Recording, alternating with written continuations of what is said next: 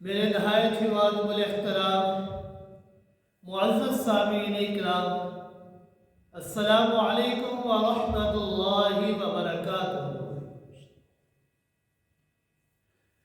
آج کی اس بابرکت جمعۃ المبارک کی نشست میں مجھے آپ افراد کے سامنے جس عنوان پر لب گشائی کرنے کی سعادت حاصل ہوئی ہے وہ عنوان ہے الہ اور معبود اکیلا اللہ، خالق حقیقی اکیلا اللہ۔ ہماری زمین کے لائق ذات اگر ذات ہے تو صرف اور صرف اللہ کی ہے اور کسی کی نہیں۔ آپ حضرات یہ بات بخوبی جانتے ہیں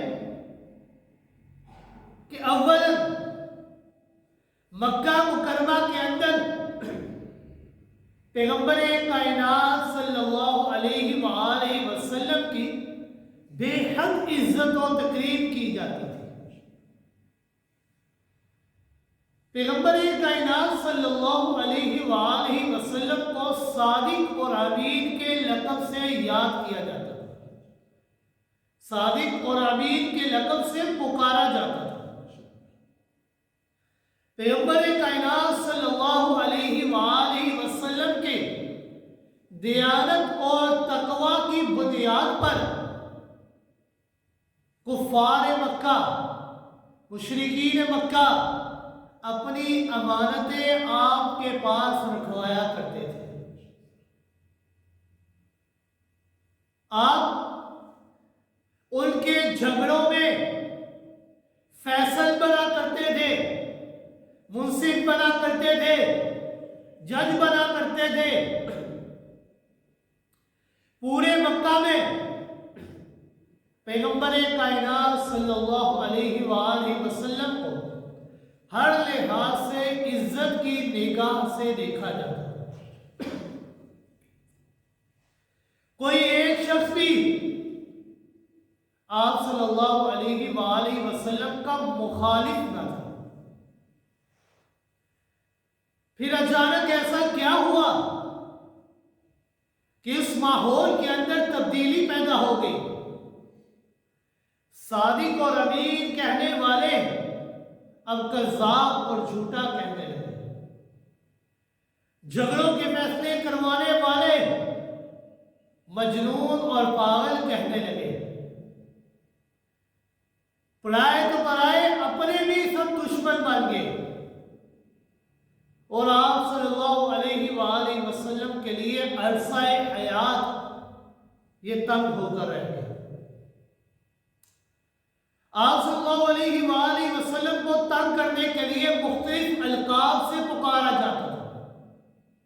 کبھی نعوذ باللہ آپ کو کاہن کہا جاتا تھا، کبھی مجنون کہا جاتا تھا، کبھی ساحر کہا جاتا تھا، کبھی مفتری کہا جاتا تھا، کبھی کذاب کہا جاتا تھا، حتیٰ کہ آپ صلی اللہ علیہ وآلہ وسلم کے مبارک نام محمد صلی اللہ علیہ وآلہ وسلم کی بجائے آپ کو مذمم کہا جاتا تھا۔ کبھی آپ کو بے دین اور صابی کہا جاتا تھا۔ آپ صلی اللہ علیہ وآلہ وسلم کے سر مبارک کے اوپر خاک ڈالی جاتی، راستے کے اندر کانٹے بچھائے جاتے، گردن پر ناپاک اجری رکھی جاتی، گلے کے اندر رسی ڈالی جاتی، پتھر برسا برسا کر لہو لہار کر دیا جاتا، آپ کی بچیوں کو طلاقیں دلوائی گئی، دانا پانی، بول چال، رشتے ناطے، معاشرتی اور معاشی بائیکاٹ کیا گیا، حتیٰ کہ پیغمبر کائنات صلی اللہ علیہ وآلہ وسلم کا اپنے شہر کے اندر رہنا دھوبر کر دیا، شہر چھوڑنے پر مجبور کر دیا۔ صرف آپ صلی اللہ علیہ وآلہ وسلم ہی نہیں بلکہ آپ کے اوپر ایمان لانے والے آپ کے ساتھیوں کو بھی ظلم و جور کا نشانہ بنایا گیا۔ حضرت بلال حبشی رضی اللہ تعالیٰ عنہ کو سخت حرہ کے کالے پتھروں پر لٹایا جاتا اور اوپر وزنی پتھر رکھ دیا جاتا، کبھی ہاتھ کو باندھ کر لوہے کی زرہ پہنا کر دھوپ میں ڈال دیا جاتا کہ لوہا گرم ہوتا اور ان کا جسم وجود پگھلا جاتا، گلے کے اندر رسی ڈال کر مکہ کی گلیوں کے اندر گھسیٹا جاتا، رات دن آپ کو اتنا مارا جاتا کہ مارنے والے تھک جایا کرتے تھے، ڈیوٹیاں تبدیل ہو جایا کرتی تھی، لیکن مار کھانے والا اکیلا بلال ہوا کرتا تھا۔ حضرت صہیب رضی اللہ تعالیٰ عنہ کو پانی کے اندر ہوتے دیے گئے، حضرت زبیرہ رضی اللہ تعالیٰ عنہ کو اتنا مارا گیا کہ ان کی آنکھیں ضائع ہو گئی، حضرت خباب رضی اللہ تعالیٰ عنہ کو دہتے ہوئے کوئلوں پر انگاروں پر لٹا کر اوپر وزنی پتھر رکھ دیا جاتا اور ان کی چربی اور خون سے وہ انگارے ٹھنڈے ہوا کرتے تھے۔ اکثر اوقات لوہے کی سلاخ کو آگ کے اندر تپا کر اسے سرخ کر کے آپ کے وجود کے اوپر داغ آ جاتا تھا۔ حضرت یاسر رضی اللہ تعالیٰ کے پورے خاندان پر مسائل کے پہاڑ توڑے گئے، ان کی بوڑھی اور ناتواں بیوی کو 2 اونٹوں کے درمیان باندھ کر ان کے وجود کو 2 حصوں میں تقسیم کیا۔ یہ مظلوم صحابہ ان مظالم کی طرف نہ لاتے ہوئے وطن چھوڑنے پر مجبور ہو گئے اور حبشہ کی طرف ہجرت کر گئے، لیکن ظلم و جور کا ایک سلسلہ تھا کہ ختم ہونے کا نام ہی نہیں لے رہا تھا، حتیٰ کہ آپ صلی اللہ علیہ وآلہ وسلم کو قید کرنے اور مارنے کے منصوبے بننے لگے۔ آخر وجہ کیا تھی؟ یہ سب کیوں ہوا؟ کیسے ہوا؟ اچانک تبدیلی کیوں آ گئی؟ اس دشمنی اور مخالفت کی بنیاد کیا تھی؟ کیا کوئی دنیاوی جھگڑا تھا؟ مال و دولت کا جھگڑا تھا؟ مکان و جائیداد کا جھگڑا تھا؟ سیاست اور سیادت کا جھگڑا تھا؟ منصب کا جھگڑا تھا؟ لین دین اور تجارت کا جھگڑا تھا؟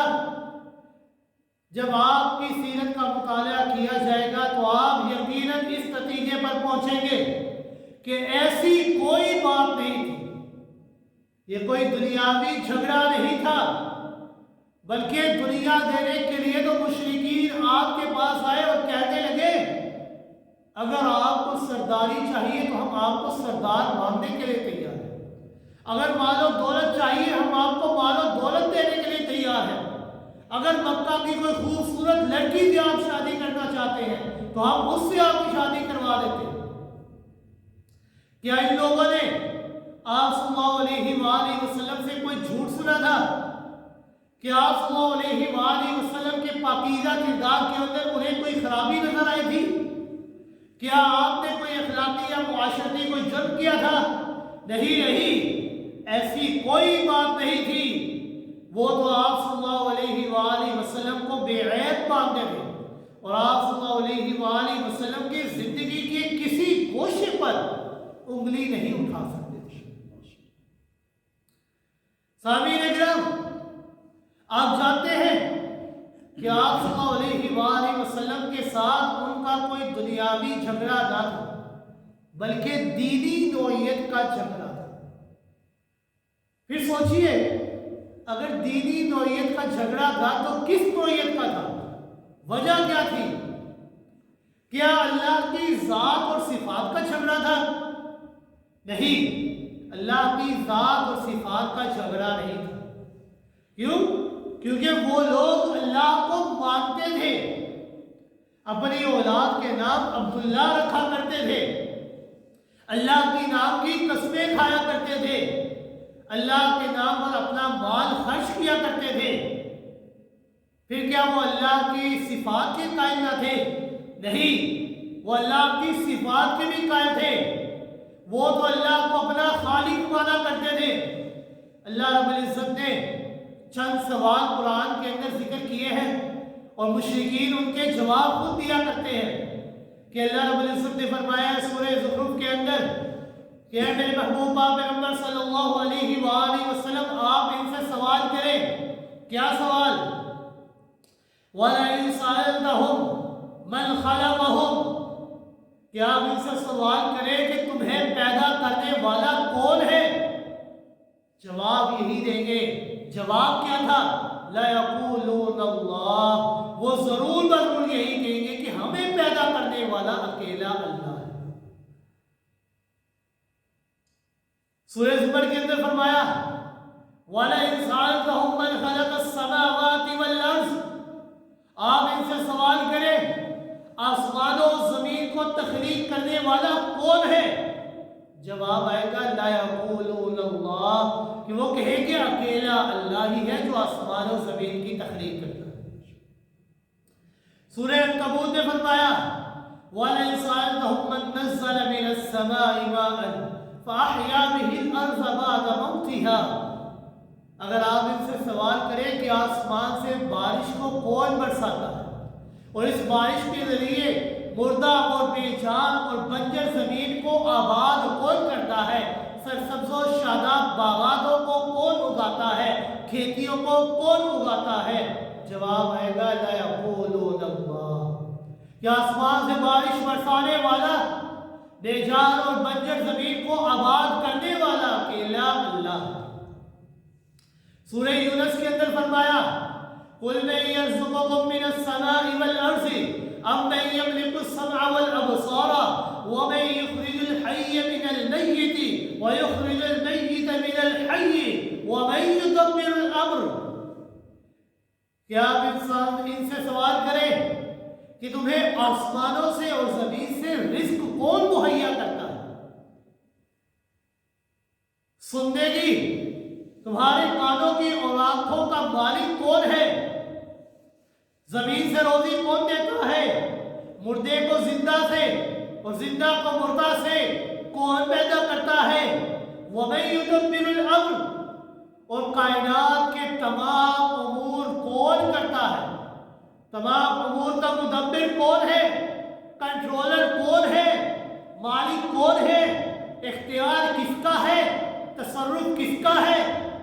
جواب آئے گا فَسَيَقُولُونَ اللَّهُ، وہ یہی کہیں گے کہ آسمان و زمین سے ہمیں روزی اللہ دیتا ہے، کانوں کا اور آنکھوں کا مالک اللہ ہے، زندہ کو مردہ سے اور مردہ کو زندہ سے پیدا کرنے والا اللہ ہے، اور آسمان و زمین کے اوپر کنٹرول، تدبیر، اختیار اکیلے اللہ کا ہے.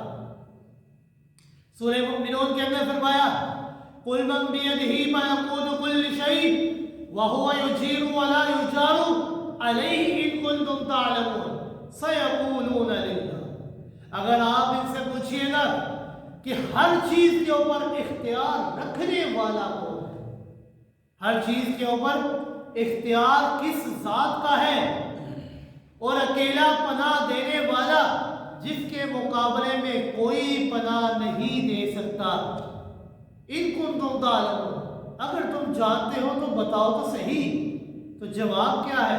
سیقولون للہ، وہ یہی کہیں گے کہ ہر شے کے اوپر اختیار اللہ کا ہے، اور اگر اللہ پناہ دے تو اس کے مقابلے میں کوئی پناہ نہیں دے سکتا. یہ اللہ کی ذات ہے. جب اللہ کی صفات کے وہ قائل ہیں، مشرکین مکہ اللہ کو مانتے بھی ہیں، اپنا بھی خالق مانتے ہیں، آسمان و زمین کا خالق بھی مانتے ہیں، بارشیں برسا کر مردہ زمین کو آباد کرنے والا بھی اللہ کو مانتے ہیں، زمین کو زندہ کرنے والا بھی اللہ ہی کو سمجھتے ہیں، آسمان و زمین سے روزی دینے والا رازق، روزی رسا اللہ ہی کو مانتے ہیں، آنکھوں اور کانوں کا مالک اللہ ہی کو سمجھتے ہیں، مردہ کو زندہ سے، زندہ کو مردہ سے نکالنے والا، پوری کائنات کے اوپر اختیار رکھنے والا اللہ ہی کو سمجھتے ہیں، مسائل سے بچانے والا اور ایسی تکالیف میں مبتلا کرنے والا کہ ان سے اس کے علاوہ کوئی بچا نہیں سکتا، صرف اللہ کی ذات کو تسلیم کرتے ہیں، مگر اس کے باوجود انہیں مشرک کیوں کہا جاتا ہے؟ انہیں کافر کیوں جاتا ہے؟ ان کے ساتھ جھگڑا کیوں بدستور قائم تھا؟ جب وہ اللہ کی ذات کے بھی قائل تھے، اللہ کی صفات کے بھی قائل تھے، پھر جھگڑا کس بات کا تھا؟ شاید اعمال کا جھگڑا تھا؟ نہیں، اعمال خیر کا بھی جھگڑا نہیں تھا۔ آپ صلی اللہ علیہ وآلہ وسلم سے ان کا نماز، روزہ، اعمال صالحہ کے ساتھ بھی کوئی جھگڑا نہ تھا۔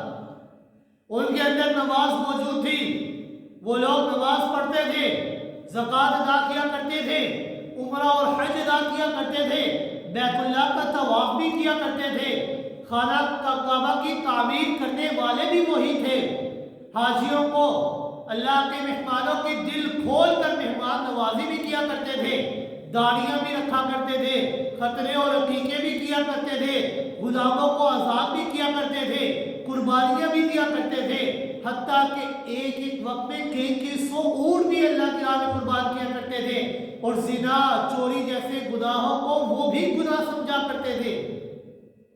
تو پھر کیا؟ اعمال خیر کا جھگڑا بھی نہیں تھا، اللہ کی ذات کا بھی جھگڑا نہیں تھا، اللہ کی صفات کا جھگڑا بھی نہیں تھا، تو پھر کس چیز کا جھگڑا تھا؟ جھگڑا شروع کہاں سے ہوا؟ جھگڑے کی ابتدا کہاں سے ہوئی؟ جھگڑے کی ابتدا ہوتی ہے پیغمبر کائنات صلی اللہ علیہ وآلہ وسلم کی نبوت سے۔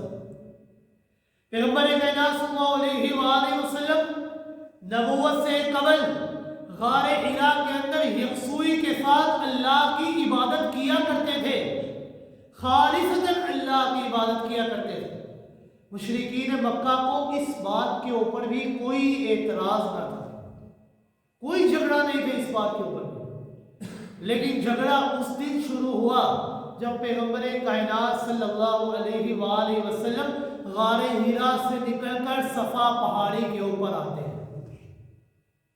صفا پہاڑی کے اوپر تشریف لائے، سب اہل مکہ کو اپنے ارد گرد جمع کیا اور ان سے ایک سوال کیا۔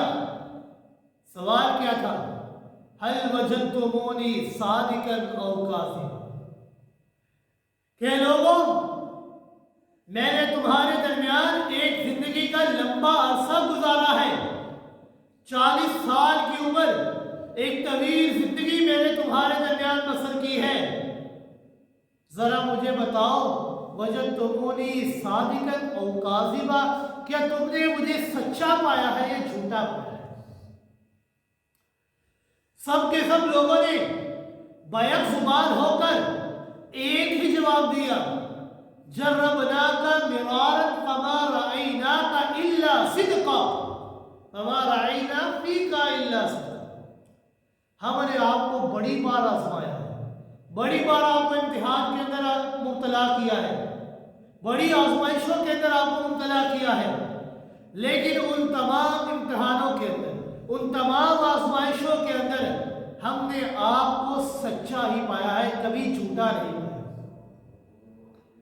پھر آپ صلی اللہ علیہ وآلہ وسلم نے ارشاد فرمایا کہ اے لوگوں، اگر میں تم سے کہوں کہ اس پہاڑ کی دوسری جانب ایک لشکر جرار آ رہا ہے جو تمہارے اوپر حملہ کرنے کے لیے تیار ہے، کیا تم مان لو گے میری اس بات کو؟ لوگوں نے اپنے سروں کو اٹھا کر دیکھا تو انہیں کوئی لشکر نظر نہ آیا۔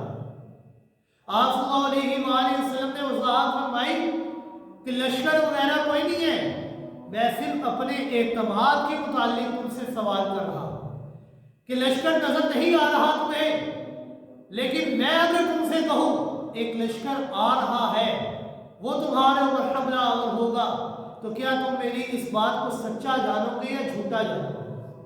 تو تمام کے تمام لوگوں نے بیک زبان ہو کر جواب دیا کہ اگر آپ فرما دینا کہ اس پہاڑ کے پیچھے سے ایک لشکر آ رہا ہے جو تمہارے اوپر حملہ آور ہوگا، تو ہم اپنی آنکھوں کو، اپنی نگاہوں کو جھٹلا سکتے ہیں، لیکن آپ کی زبان کو ہرگز نہیں جھٹلائیں گے، کیونکہ ہم نے آپ کو ہمیشہ سچا، صادق اور امین مانا ہے۔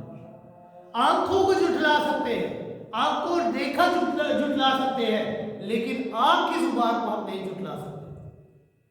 پھر آپ صلی اللہ علیہ وآلہ وسلم نے ارشاد فرمایا، या अय्युहन्नास इन्नी रसूलुल्लाहि इलैकुम जमीआ, कि लोगों, मैं अल्लाह की तरफ से तुम सब के लिए एक रसूल बनाकर भेजा गया हूँ, एक कासिम बनाकर भेजा गया हूँ, एक पैगंबर बनाकर भेजा गया हूँ।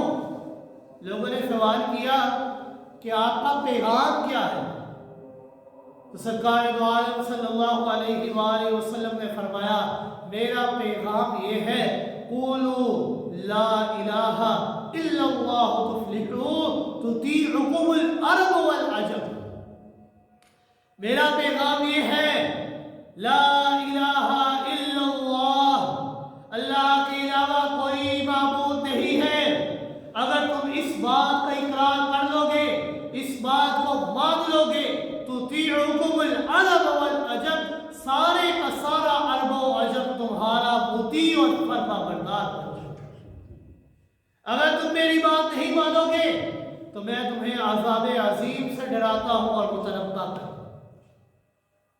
सामीन गिरामी, ये ऐलान था कि इस ऐलान के बाद पैगंबर कायनात सल्लल्लाहु अलैहि वसल्लम के साथ मुशरिकीन का झगड़ा शुरू हुआ।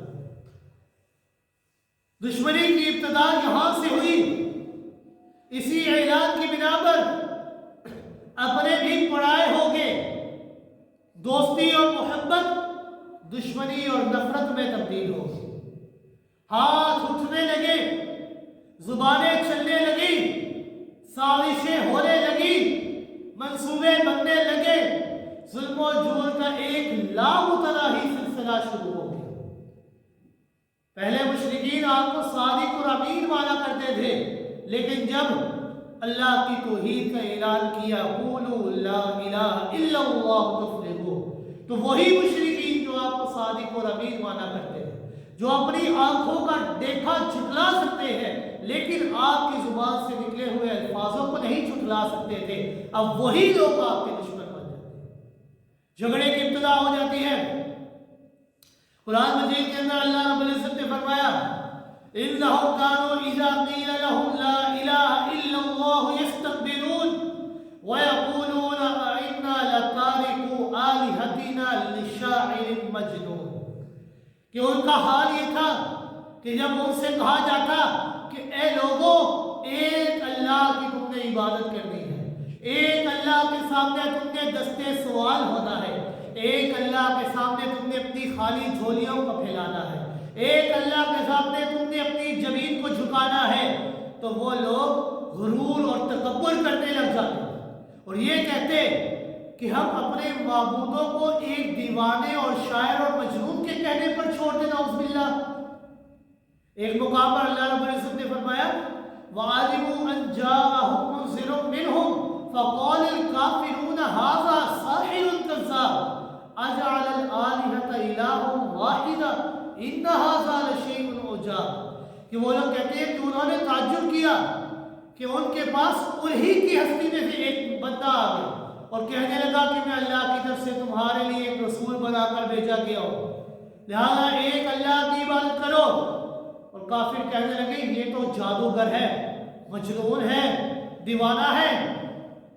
क्या कहता है हमसे, अजअलल आलिहता इलाहुन वाहिद, वो कहता है इन तमाम माबूदों को छोड़कर एक अल्लाह की इबादत करो। इन्न हाज़ा लशैउन उजाब, ये तो बड़ी अजीब बात है। हमारे तो लाखों माबूद हैं, हजारों करोड़ों माबूद हैं, हम उन तमाम माबूदों को छोड़कर एक अल्लाह की तरफ मुतवज्जे हो जाए। ऐसा कैसे हो सकता है कि एक अल्लाह ही सारा कुछ कर सके? हमारे तो इतने माबूद हैं, एक अल्लाह कैसे कर सकता है? आप इस बात की तह तक पहुंच चुके होंगे कि मुशरिकीन मक्का का पैगंबर कायनात सल्लल्लाहु अलैहि वसल्लम के साथ झगड़ा सिर्फ इलाह वाहिदा की बुनियाद पर। आप सल्लल्लाहु अलैहि वसल्लम की दावत ये थी, ला इलाहा इल्लल्लाह, इलाहुकुम इलाहुन वाहिद वमा मिन इलाहिन इल्ला इलाहुन वाहिद, कि अल्लाह के अलावा कोई माबूद नहीं है, वही हाजत रवा है, वही मुश्किल कुशा है, वही रोजी रसा है, वही बिगड़ियां बनाने वाला है, वही इज्जतें देने वाला है, وہی اولاد دینے والا ہے، سارے کام کرنے والی ذات اکیلے اللہ کی ذات ہے۔ انہوں نے چونکہ ڈھیر سارے الہ بنا رکھے تھے، اس لیے وہ ان سب کو چھوڑ کر الہ واحدہ کو ماننے کے لیے تیار تھے۔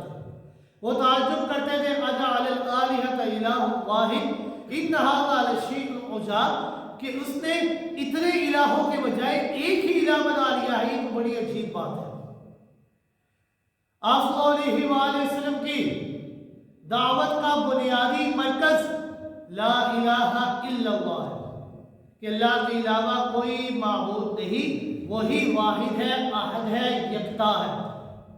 اس سے قبل کہ میں آپ کے سامنے اس کا معنی پیش کروں، پہلے میں آپ کے سامنے اس جملے کی اہمیت اور عظمت بیان کرنا چاہتا ہوں، تاکہ آپ کو اس کی مرکزیت کا یقین ہو جائے کہ یہ کتنا اہم ہے ہمارے لیے، کتنا ضروری ہے ہمارے لیے۔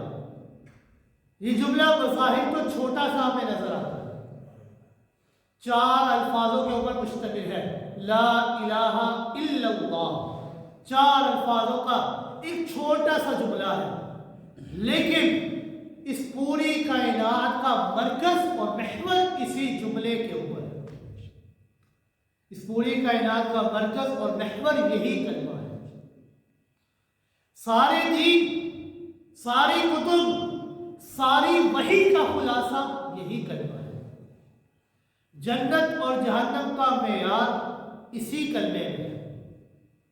اللہ تعالیٰ نے پیغمبر کائنات صلی اللہ علیہ وآلہ وسلم سے قبل جتنے بھی انبیاء مبعوث فرمائے، کم و بیش 1,24,000 انبیاء کرام کو اللہ نے مبعوث فرمایا۔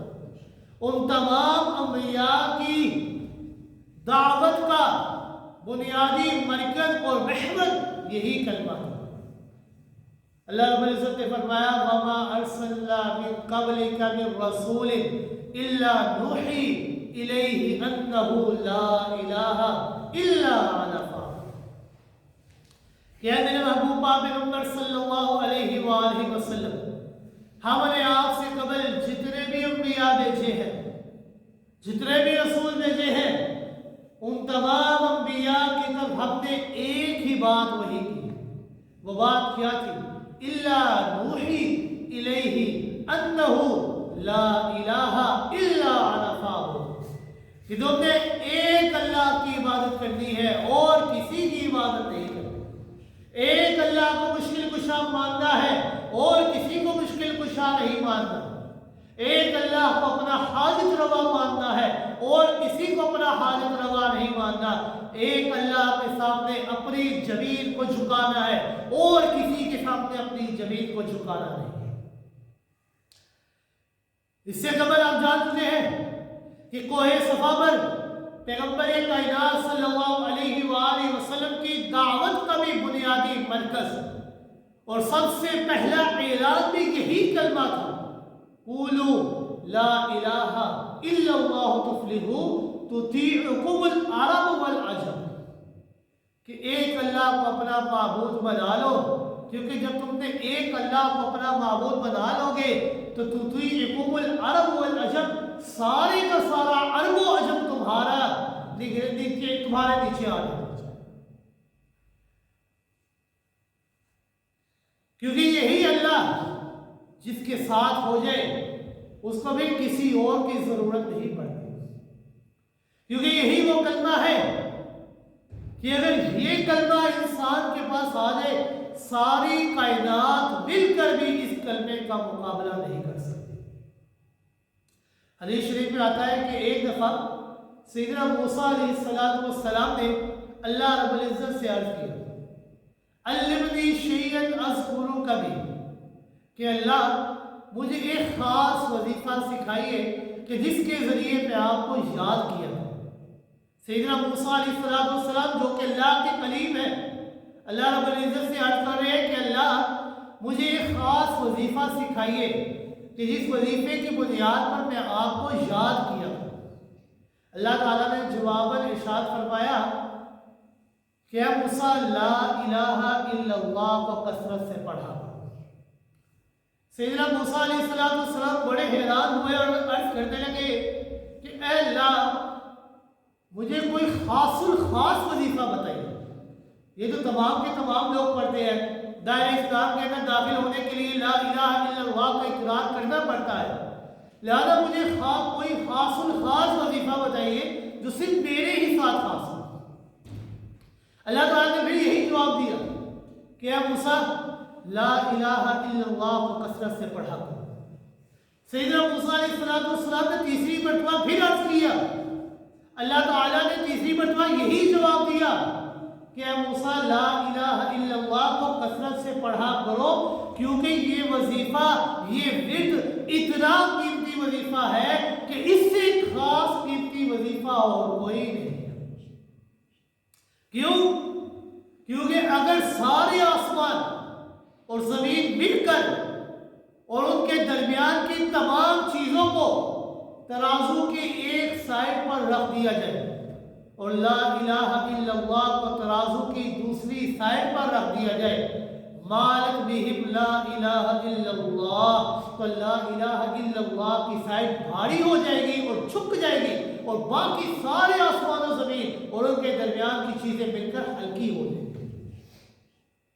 اس لیے تو پیغمبر کائنات صلی اللہ علیہ وآلہ وسلم نے فرمایا افضل الذکر لا الہ الا اللہ. افضل ترین ذکر بہترین ذکر لا الہ الا اللہ ہے. حدیث شریف میں آتا ہے کہ پیغمبر کائنات صلی اللہ علیہ وآلہ وسلم نے فرمایا کہ اگر کوئی بندہ کسی وقت دن میں یا رات میں ایک دفعہ خلوص دل کے ساتھ خلوص نیت کے ساتھ لا الہ الا اللہ کو پڑھ لیتا ہے تُمِسَتْ مَا فِي الصَّحِیفَةِ مِنَ السَّیِّئَاتِ تو اللہ رب العزت اس ایک مرتبہ کلمہ پڑھنے کی وجہ سے انسان کے تمام گناہوں کو معاف کر دیتے ہیں اور صرف معاف ہی نہیں کرتے بلکہ جتنے گناہ ہیں ان تمام گناہوں کو نیکیوں میں تبدیل کر دیتے ہیں. ذرا سوچئے کتنا خاص وظیفہ ہے, کتنا قیمتی وظیفہ ہے. شیطان بھی رونے لگ جاتا ہے, شیطان بھی روتا ہے. وہ کہتے ہیں کہ میں نے انسان کو اپنے چال میں اور اپنے جال کے اندر پھنسا کر اس کو گناہ کی طرف مائل کرتا ہوں, لیکن جب وہ گناہ کے اندر آ جاتا ہے پھر وہ گناہ سے توبہ کرتا ہے اور لا الہ الا اللہ کا اقرار کرتا ہے تو اس نے مجھے ہلاک نہیں کیا, اس نے اپنے آپ کو ہلاک نہیں کیا بلکہ مجھے ہی الٹا ہلاک کر دیا. آپ صلی اللہ علیہ وآلہ وسلم نے فرمایا کہ شیطان کہتا ہے کہ اہلکت الناس بالذنوب واہلکونی بلا الہ الا اللہ والاستغفار, میں نے اسے گناہوں کے دلدل میں پھنسا کر اسے ہلاکت کی طرف گھسایا, لیکن جب اس نے لا الہ الا اللہ کا اقرار کیا اور سچے دل کے ساتھ توبہ کی تو اس نے اپنے آپ کو ہلاکت سے بچا کر مجھے ہی ہلاکت کے اندر پھنسا. اس کی ساری محنت ضائع ہو جاتی ہے. حدیث شریف میں آتا ہے کہ رسول اللہ صلی اللہ علیہ وآلہ وسلم کے اس کائنات سے پردہ روح ہو جانے کے بعد ایک دفعہ سیدنا عثمان غنی رضی اللہ تعالی کسی گہری سوچ کے اندر مبتلا تھے کہ پاس سے سیدنا فاروق اعظم رضی اللہ تعالی گزرے اور سیدنا فاروق اعظم رضی اللہ تعالی نے حضرت عثمان رضی اللہ تعالی کو سلام پیش کیا, لیکن انہوں نے سلام کا جواب نہ دیا.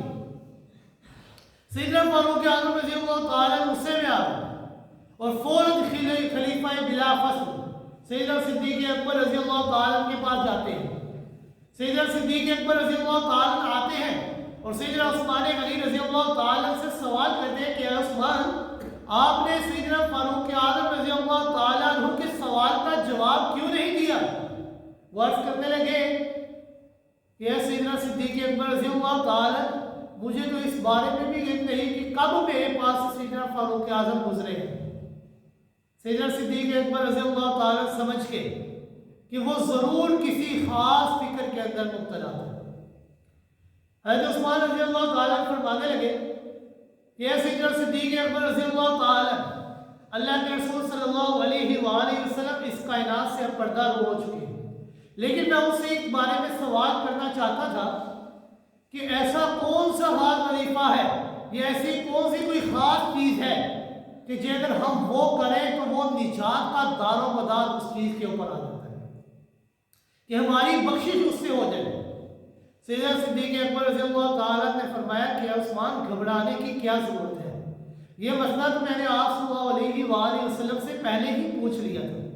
मैंने आप सल्लल्लाहु अलैहि वसल्लम से इस बारे में सवाल किया कि निजात का दारोमदार किस बात पर है, तो आप सल्लल्लाहु अलैहि वसल्लम ने फरमाया मन कबिला मिन्निल कलिमतल लती अरस्तुहा अला अम्मी फहिया लहू नजातुन, कि जिसने उस कलमे को कबूल कर लिया कि जो कलमा मैंने अपने चचा अबू तालिब की मौत के वक्त उसके सामने पेश किया था, उसने इनकार कर दिया था, अगर बंदा उस कलमे के ऊपर ईमान ले आए तो यही कलमा निजात का दारोमदार बन जाता है। आप जानते हैं कि आप सल्लल्लाहु अलैहि वसल्लम ने चचा की वफात के मौके पर कौन सा कलमा पेश किया था? वो कलमा यही था, ला इलाहा इल्लल्लाह। जैसा कि हदीस शरीफ में आता है कि आप सल्लल्लाहु अलैहि वसल्लम ने फरमाया अपने चचा से, या अम्मी कुल ला इलाहा इल्लल्लाह फइन्नी उहाज्जु लका इंदल्लाह, कि कम से कम ला इलाहा इल्लल्लाह को एक बार पढ़ लो, मैं कम से कम अल्लाह के सामने आपके लिए बात करने वाला तो बन जाऊं। लेकिन उन्होंने कलमा ना पढ़ा। वजह क्या थी कि लोग क्या कहेंगे, कि सारी जिंदगी इतने माबूदों की इबादत की और आखिरी वक्त में आकर अपने दीन से फिर गया, तो इसलिए मैंने कलमा नहीं पढ़ा। यही वो कलमा है कि आप सल्लल्लाहु अलैहि वसल्लम ने फरमाया मफातीहुल जन्नति शहादतु अल्ला इलाहा इल्लल्लाह, जन्नत की चाबियों में से एक चाबी ये है कि इंसान गवाही दे कि अल्लाह के अलावा कोई माबूद नहीं। एक मौके पर आप सल्लल्लाहु अलैहि वसल्लम ने फरमाया कि जन्नत के दरवाजे के ऊपर लिखा है इन्ननी अनल्लाह ला इलाहा इल्ला अना ला उअज़्ज़िबु मन क़ालहा, कि मेरे सिवा कोई इलाह नहीं, कोई माबूद नहीं, जिसने इस बात का इकरार कर लिया मैं उसको अज़ाब नहीं दूंगा।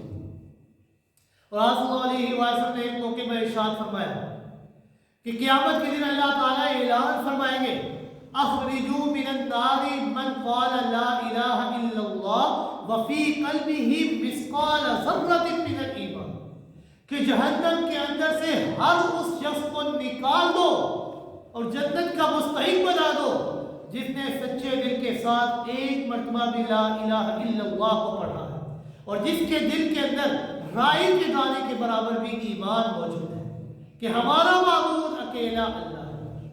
क्योंकि यही वो कलमा है। हदीस शरीफ के अंदर आप सल्लल्लाहु अलैहि वसल्लम ने एक शख्स का वाकया पेश किया कि कल क़यामत के दिन एक शख्स को पेश किया जाएगा कि वो शख्स बड़ा ही गुनाहगार था। जब उसके गुनाह के रजिस्ट्रार को पेश किया गया तो उसके गुनाहों के रजिस्टरों की तादाद 99 थी। एक एक रजिस्टर इतना बड़ा था कि हद वसर नजर खत्म हो जाती थी, लेकिन रजिस्टर की लंबाई और चौड़ाई खत्म नहीं होती। अल्लाह रब्बुल इज्जत ने उस बंदे से सवाल करेंगे, क्या कोई उज़र पेश करना चाहता है? क्या मेरे लिखने वाले फरिश्तों ने या मेरे निज़ाम हिफाजत के अंदर कोई तुझे कोई एतराज़ है? तो वो कहेगा नहीं नहीं अल्लाह, तेरे फरिश्तों के ऊपर कोई एतराज़ नहीं, ये सारे गुनाह मैंने खुद ही किए हैं। अल्लाह ताला इरशाद फरमाएंगे ला ज़ुल्मुल यौम, आज के दिन किसी के ऊपर कोई जुल्म नहीं किया जाएगा, आज इंसाफ का दिन है, आज इंसाफ किया जाएगा। अल्लाह ताला फरमाएंगे कि हमारे पास तेरी एक नेकी भी मौजूद है। वो कहेगा या अल्लाह, मेरी ऐसी कौन सी नेकी है जो तेरे पास मौजूद है, मुझे तो याद ही याद है। अल्लाह ताला फरमाएंगे कि हाँ मेरे पास तेरी एक नेकी है। उस नेकी को लाया जाएगा, तराजू उठाया जाएगा, तराजू के एक साइड के ऊपर 99 रजिस्टर जिनकी लंबाई और चौड़ाई हद्दे बसर तक होगी, निगाह को काबिला नहीं कर सकेगी, और एक साइड पर उसकी एक नेकी एक कागज का टुकड़ा होगा। वो कहेगा अल्लाह, मुझे लोगों के सामने जलील और रुसवा न करना, क्योंकि 99 रजिस्टर है एक साइड पर और एक साइड के ऊपर एक कागज का टुकड़ा है। फैसला तो सामने ही नजर आ रहा है कि मेरी बख्शिश का कोई जरिया नहीं है, लिहाजा इस तराजू का वजन न करना, मेरे ऊपर जो फैसला बनता है वो फैसला करना है। लेकिन अल्लाह रब्बुल इज्जत फरमाएंगे नहीं नहीं, आज के दिन कोई जुल्म नहीं किया जाएगा, आज इंसाफ किया जाएगा। तराजू उठाया जाएगा, تو اس کے 99 رجسٹر جو گناہوں سے بھرے ہوئے تھے وہ ہلکے ہو کر اٹھ جائیں گے، اور ایک کاغذ کا پرزہ جو اس کی ایک نیکی تھی وہ بھاری ہو کر جھک جائے گی، اور اللہ اس کے اوپر جنت کا فیصلہ فرما دے گا۔ وہ عرض کرے گا یا اللہ میں کامیاب تو ہو گیا، کامیابی تو مجھے مل گئی، لیکن کم سے کم مجھے یہ تو بتا دے کہ میری ایسی کون سی نیکی ہے کہ جس نیکی کی بنا پر میرے 99 رجسٹر جو گناہوں سے بڑے ہوئے تھے وہ ہلکے ہو گئے ہیں اور میرے اوپر جنت کا فیصلہ ہو گیا۔ اللہ رب العزت نے فرمایا کہ اس کاغذ کے ایک پرزے کے اوپر تیرا سچا اور سچا عقیدہ لکھا ہوا تھا، جو تو نے خلوص دل کے ساتھ، خلوص نیت کے ساتھ اقرار کیا تھا، اشہد ان لا الہ الا اللہ واشہد ان محمد عبدہ ورسولہ، کہ اللہ تیرے علاوہ کوئی معبود نہیں ہے، تو وحدہ لا شریک ہے، اور محمد رسول اللہ صلی اللہ علیہ وسلم تیرے بندے اور اللہ کے آخری نبی ہے۔ یہ کلمہ یہ ہمارے لیے بے حد ضروری ہے، یہ کلمہ ہماری نجات کا دار و مدار اسی کلمے کے اوپر ہے، کیونکہ اگر ایمان نہیں ہوگا تو اعمال خیر چاہے جتنے مرضی ہو جائے تو ان تمام کے تمام خیر والے اعمال کی مثال بالکل ایک راکھ کی طرح ہوگی، جس طرح ایک راکھ کا ڈھیر لگا دیا جائے اور ہلکا سا طوفان آیا اور وہ تہس نہس ہو گیا، ادھر ادھر چلا گیا، بالکل اسی طرح اعمال خیر ہوں گے اگر ایمان نہ ہو۔ یہ ہمارے لیے بے حد ضروری ہے، کیونکہ یہی وہ کلمہ ہے کہ جس کے 2 جز ہیں، پہلا جز عقیدہ توحید، دوسرا جز عقیدہ رسالت۔ انبیاء آتے گئے، پہلا جز وہی رہا، دوسرے جز کے اندر تبدیلی ہوتی رہی، کیونکہ انبیاء تبدیل ہوتے رہے۔ لا الہ الا اللہ آدم صفی اللہ، لا الہ الا اللہ نوح نجی اللہ، لا الہ الا اللہ ابراہیم خلیل اللہ، لا الہ الا اللہ موسیٰ کلیم اللہ، لا الہ الا اللہ داؤد خلیفۃ اللہ، لا الہ الا اللہ عیسیٰ روح اللہ، لا الہ الا اللہ محمد الرسول اللہ۔